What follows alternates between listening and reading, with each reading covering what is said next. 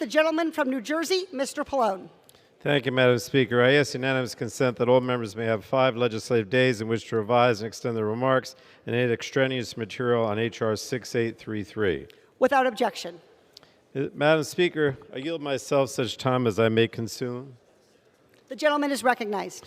Madam Speaker, I rise today in strong support of the Affordable Insulin Now Act, which is critical to protecting more than 7 million American patients who rely on insulin. Today, 1 in 4 Americans who need insulin report either having cut back or skipped doses because the cost is simply too high. That is heartbreaking and unacceptable. No one should have to ration their insulin to help reduce costs and risk their health, and in some cases actually cost them their lives. This bill will make insulin more affordable by capping the out-of-pocket costs for consumers in both Medicare and the private insurance market at $35 a month. This will address the vast disparities between what people pay for insulin in other countries as compared to the United States.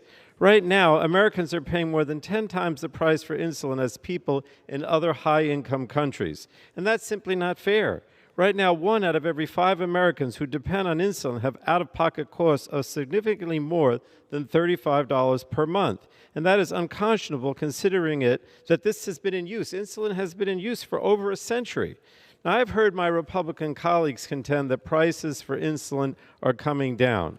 But in reality, prices are going up for the consumer. The list prices set by the manufacturer and which patient cost sharing is based off of keep going up. In fact, reports note that the average retail price for insulin rose 54%, more than double, from 2014 to 2019.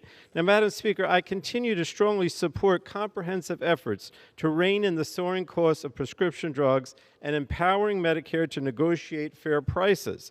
But we cannot afford to wait any longer to address the price of insulin. I want to commend Representatives Craig, Kildee, and McBath for their leadership and hard work in bringing this important legislation to the House floor. I urge my colleagues on a bipartisan basis to support this life-saving legislation. And with that, I reserve the balance of my time.